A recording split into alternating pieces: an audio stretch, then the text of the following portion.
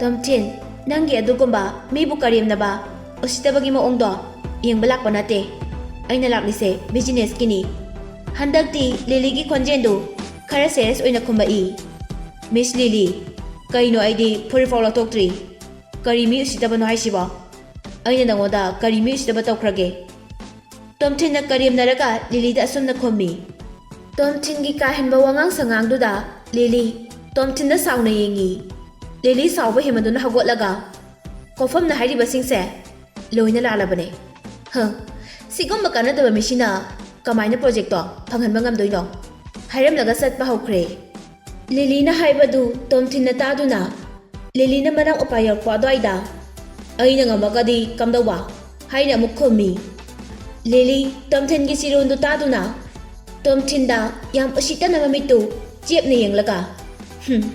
Nang na ne, BBT gi group tagi, project se, hek lang ba nga maba.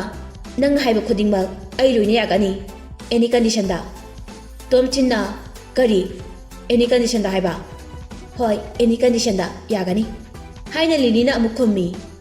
Tomchin, Lily gi mamagi yang lambaday. Maguk khajik tang non tharaga. Makhori amadi thabaka taina mo mapadu da. Munna yengi. Aduga, ay gidi atay pamde. Ay na hana hakribadoni. Nanga hibinaba pami ay di. Tomchin gi wadu tabada, Lily. Sawbagi mahutta, Tomchin da mamit kupta na yengi. Tomchin na, nang na yengi ba miyeng do na takpadi. Ay na haibado. Hojik o niyari shiro.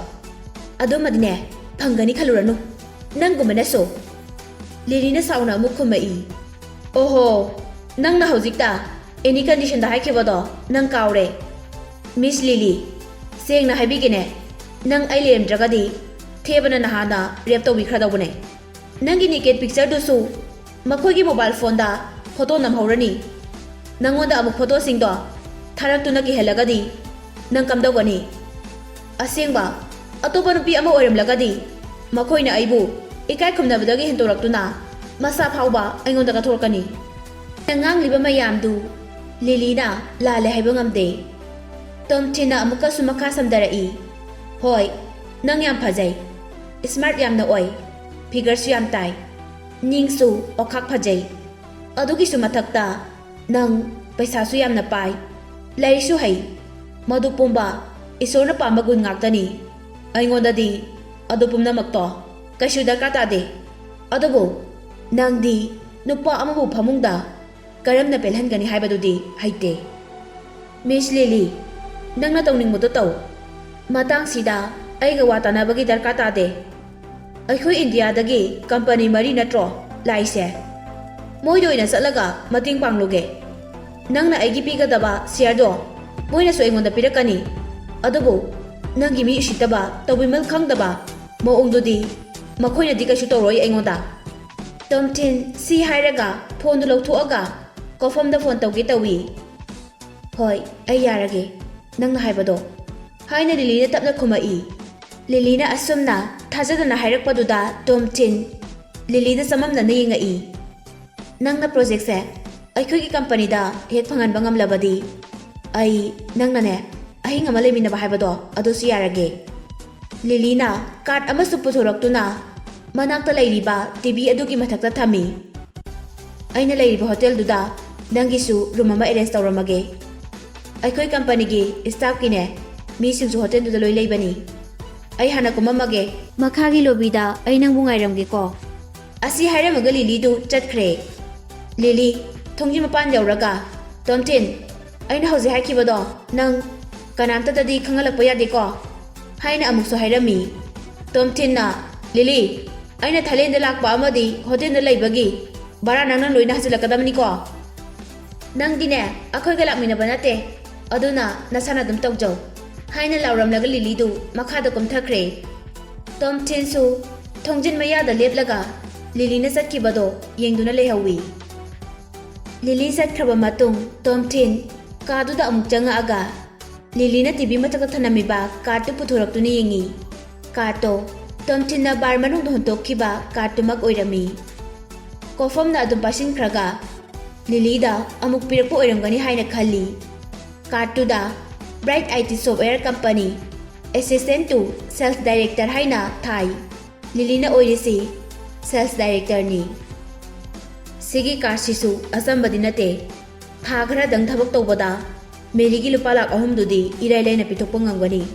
Tom Chen mahaki ex girlfriend na tharakhiba paisa dudi amata watana singani haina adum leidi. Tom Chen Manipur da sanabagi haina bag to pack tawba loikhrabani. Card amadi bag to paiduna Tom Chen su makha da komtharai. Lily makha gi meyai ka asoba amada sofa da phamduna leirami. Lily na Tom Chen bu ubada khongbi dagina kokton phawba yamuna yengi. Tom Chen na kaino ai handsome oi habase nang hojita da khangbro haisibo haina noktuna masaka du khar phanto ga hai.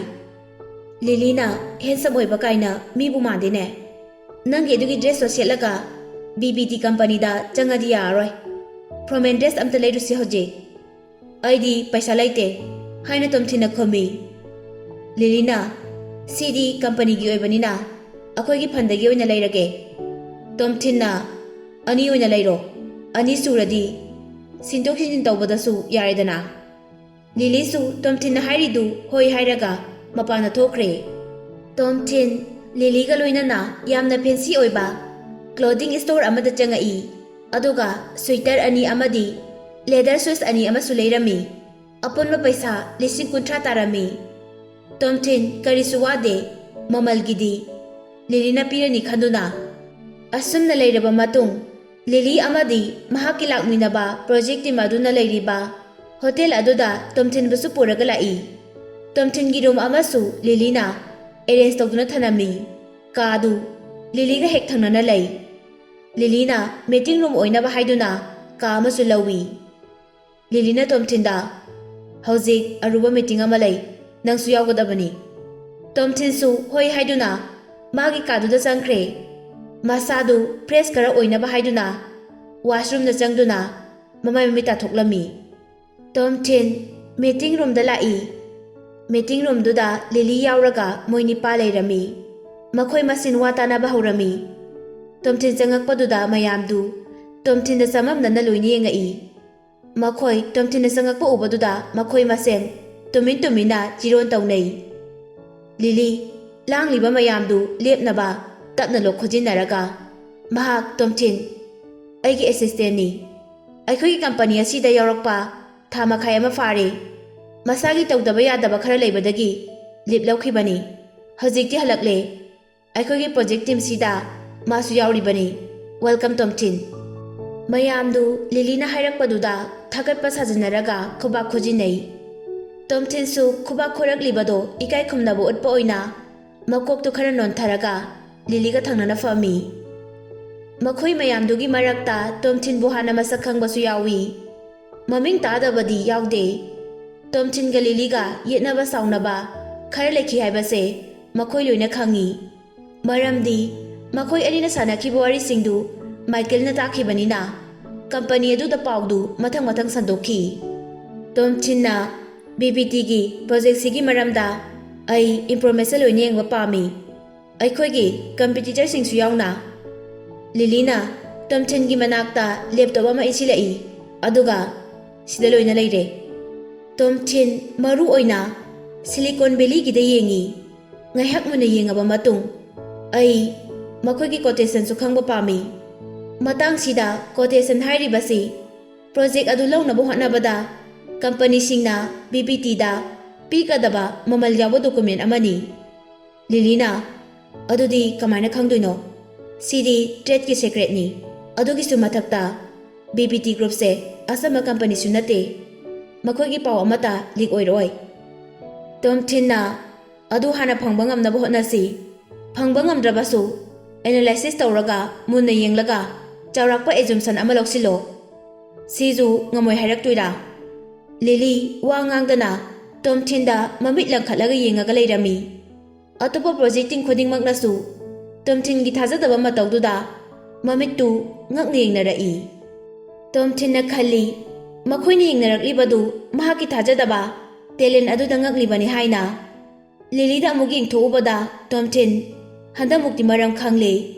Lily se company ꯑꯁꯤꯒꯤ ꯕꯣꯁꯀꯤ ꯃꯆꯥꯅꯤ꯫ ꯃꯍꯥꯛ ꯃꯁꯥꯃꯛꯁꯨ sales ꯗꯥꯏꯔꯦꯛꯇꯔꯅꯤ꯫ ꯑꯩꯒꯨꯝꯕ assistant ꯃꯆꯥ ꯑꯃꯅ ꯗꯥꯏꯔꯦꯛꯇꯔꯗ order ꯇꯧꯕꯒꯤ ꯃꯌꯥꯝ ꯉꯛꯇꯅ ꯌꯦꯡꯅꯔꯛꯂꯤꯕꯅꯤ ꯍꯥꯏꯕ꯫ ꯇꯣꯝꯊꯤꯟꯅ ꯑꯁꯨꯝꯅ ꯈꯜꯂꯤꯉꯩ ꯃꯌꯥꯝꯗꯨꯒꯤ ꯃꯔꯛꯇꯒꯤ ꯗꯤꯄꯛ ꯀꯧꯕ ꯅꯨꯄꯥ ꯑꯃ ꯍꯧꯒꯠꯂꯒ, "ꯃꯤꯁꯇꯔ ꯇꯣꯝꯊꯤꯟ, ꯅꯪꯒꯨꯝꯕ ꯑꯦꯁꯤꯁꯇꯦꯟ ꯃꯆꯥ ꯑꯃꯅ ꯃꯦꯗꯥꯝꯗ ꯑꯣꯔꯗꯔ ꯇꯧꯕ ꯌꯥꯕ꯭ꯔꯥ? ꯑꯗꯨ ꯀꯔꯝꯕ ꯗꯤꯁꯤꯄ꯭ꯂꯤꯟꯅꯣ?"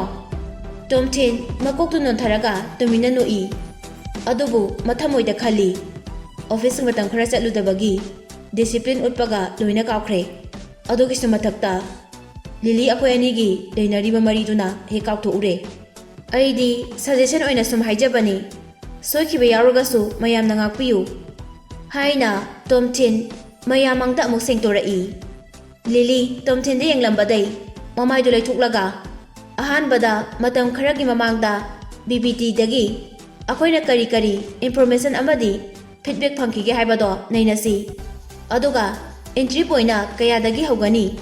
ꯃꯌꯥꯝꯒꯤ ꯃꯣꯠ ꯐꯣꯡꯗꯣꯛꯄꯤꯌꯨ" ꯍꯥꯏꯅ ꯃꯌꯥꯝꯗꯨꯗ ꯍꯪꯉꯤ꯫ ꯂꯤꯂꯤꯒꯤ ꯃꯁꯛ ꯐꯖꯕꯗꯨꯅꯔ ꯈꯪꯗꯦ, ꯃꯌꯥꯝꯗꯨ ꯄꯥꯎꯈꯨꯝ ꯄꯤꯕ ꯍꯥꯟꯕ ꯇꯥꯅꯔꯝꯃꯤ꯫ ꯇꯣꯝꯊꯤꯟ ꯃꯌꯥꯝꯗꯨꯅ ꯑꯦꯟꯇ꯭ರಿ ꯄꯣꯏꯟꯠꯒꯤ ꯃꯔꯝꯗ ꯇꯥꯟꯅꯔꯤꯕ ꯋꯥꯐꯝꯗꯨ ꯃꯨꯟꯅ ꯇꯥꯗꯨꯅ ꯇꯨꯃꯤꯟꯅ ꯆꯤꯌꯔꯗ ꯉꯥꯊꯗꯨꯅ ꯐꯝꯂꯤ꯫ ꯃꯈꯣꯏ ꯃꯁꯦꯟ ꯇꯥꯟꯅꯕ ꯂꯣꯏꯔꯕ ꯃꯇꯨꯡ ꯂꯤꯂꯤꯅ, "ꯇꯣꯝꯊꯤꯟ, ꯅꯪꯒꯤꯗꯤ ꯀꯔꯤ ꯃꯣꯠ ꯂꯩ ꯃꯌꯥꯝꯅ ꯍꯥꯏꯅꯔꯤꯕꯁꯤꯗ?" ꯇꯣꯝꯊꯤꯟꯅ, "ꯑꯩꯒꯤꯗꯤ ꯃꯣꯠ ꯀꯩꯁꯨ ꯂꯩꯖꯗꯦ, ꯑꯩꯗꯤ ꯆꯨꯝꯅ ꯁꯨꯝ ꯌꯥꯎꯔꯤꯕ ꯍꯥꯏꯗꯨꯅꯤ, ꯀꯩꯁꯨ ꯈꯪꯗꯦ."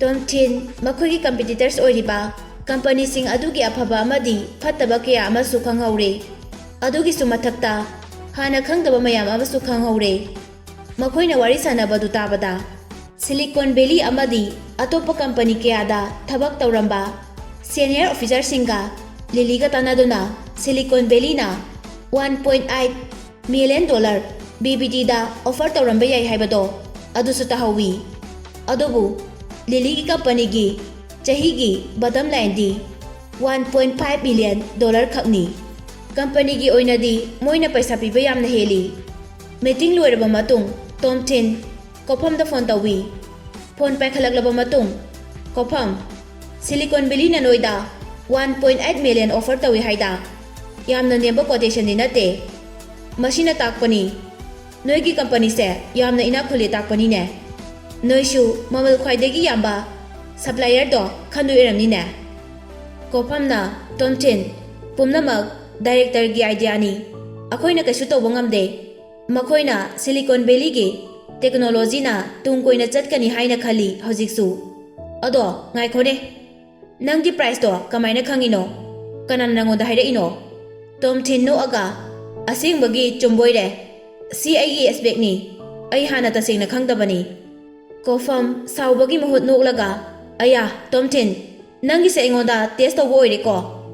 ꯅꯪ ꯌꯥꯝꯅ ꯁꯤꯡꯕ ꯅꯨꯄꯥꯅꯤ." ꯇꯣꯝꯊꯤꯟ ꯍꯔꯥꯎꯅ, "ꯊꯦꯡꯛꯌꯨ ꯃꯤꯁꯇꯔ ꯀꯣꯐꯝ, ꯍꯧꯖꯤꯛꯇꯤ ꯑꯩꯈꯣꯏꯅ ꯈꯪꯕ ꯄꯥꯝꯕꯗꯣ ꯈꯪꯂꯦ꯫ ꯃꯇꯝ ꯐꯪꯉꯀꯥꯟꯗ ꯄꯥꯔꯇꯤ ꯑꯃꯨꯛꯇꯪ ꯇꯧꯁꯦ, ꯊꯝꯃꯒꯦ ꯍꯧꯖꯤꯛꯀꯤꯗꯤ."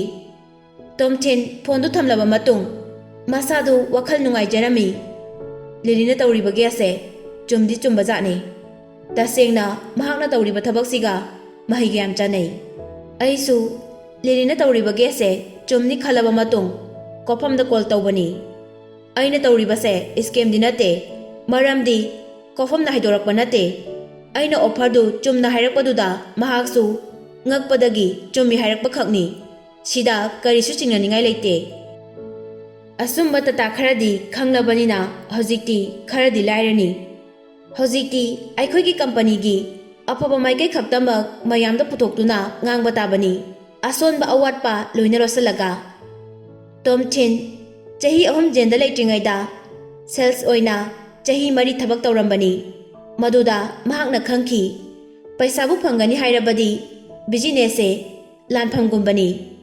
ꯑꯣꯄꯣꯅꯦꯟꯠꯁꯤꯡꯕꯨꯁꯨ ꯍꯥꯠꯄ ꯌꯥꯎꯔꯤꯕꯅꯤ꯫ ꯅꯨꯡꯊꯤꯜꯗ ꯂꯤꯂꯤꯒ ꯂꯣꯏꯅꯅ ꯄ꯭ꯔꯣꯖꯦꯛ ꯇꯤꯝ ꯄꯨꯂꯞ BBTꯗ ꯆꯠꯂꯝꯃꯤ꯫ ꯇꯣꯝꯊꯤꯟ ꯂꯤꯂꯤꯒꯤ ꯑꯦꯁꯤꯁꯇꯦꯟꯠ ꯑꯣꯏꯅ ꯂꯤꯂꯤꯒꯤ ꯃꯇꯨꯡ ꯀꯨꯏꯅ ꯏꯟꯅꯩ꯫ ꯇꯣꯝꯊꯤꯟꯒꯤ ꯃꯊꯧꯗꯤ ꯂꯤꯂꯤꯅ ꯊꯛꯅꯕ ꯏꯁꯤꯡ ꯄꯥꯏꯕ, ꯗꯣꯀꯨꯃꯦꯟꯠ ꯄꯥꯏꯕ, ꯂꯤꯂꯤꯅ ꯉꯥꯡꯕ ꯋꯥꯗ ꯊꯥꯏꯂꯦꯟ ꯂꯣꯟꯗ ꯑꯃꯨꯛ ꯍꯟꯗꯣꯛꯄ ꯑꯁꯤꯅꯤ꯫ ꯃꯌꯥꯝꯅ ꯆꯠꯂꯤꯕꯗꯨ ꯄ꯭ꯔꯣꯖꯦꯛ ꯐꯪꯅꯕꯒꯤ ꯅꯠꯇꯦ꯫ BBT ꯒ꯭ꯔꯨꯞ ꯑꯃꯗꯤ ꯑꯇꯣꯞꯄ ꯀꯝꯄꯅꯤꯗꯒꯤ ꯂꯥꯛꯂꯤꯕ ꯇꯤꯝꯁꯤꯡꯗꯨ ꯑꯃꯒ ꯃꯁꯛ ꯈꯪꯅꯅꯕ ꯁꯤꯟꯕ ꯃꯤꯇꯤꯡ ꯑꯃꯅꯤ꯫ ꯇꯣꯝꯊꯤꯟ ꯇꯟꯖꯥ ꯐꯪꯂꯕꯗꯤ BBD ꯒ꯭ꯔꯨꯞꯀꯤ ꯍꯥꯏ ꯂꯦꯚꯦꯜ ꯑꯣꯐꯤꯁꯔꯁꯤꯡꯒ ꯃꯁꯛ ꯈꯪꯅꯒꯦ ꯍꯥꯏꯅꯁꯨ ꯈꯜꯂꯤ꯫ ꯇꯣꯝꯊꯤꯟ ꯃꯤꯇꯤꯡ ꯍꯧꯗ꯭ꯔꯤꯉꯩꯒꯤ ꯃꯃꯥꯡꯗ ꯂꯤꯂꯤꯒꯤ ꯃꯅꯤꯡꯗ ꯂꯦꯞꯂꯒ ꯑꯦꯁꯤꯁꯇꯦꯟ ꯑꯣꯏꯅ ꯂꯩ꯫ ꯇꯣꯝꯊꯤꯟ ꯂꯤꯂꯤꯒꯤ ꯃꯁꯥꯗ ꯑꯌꯥꯝꯕ ꯃꯇꯝꯗ ꯌꯦꯡꯉꯤ꯫ ꯇꯣꯝꯊꯤꯟ ꯃꯁꯥꯗꯨ ꯊꯕꯛ ꯑꯆꯧꯕꯒ ꯀꯩꯁꯨ ꯇꯧꯅꯤꯡꯈꯤꯗ꯭ꯔꯦ꯫ ꯂꯤꯂꯤꯒꯤ ꯑꯦꯁꯤꯁꯇꯦꯟ ꯑꯣꯏꯅ ꯑꯗꯨꯝ ꯂꯩꯔꯒꯦ ꯈꯜꯂꯦ꯫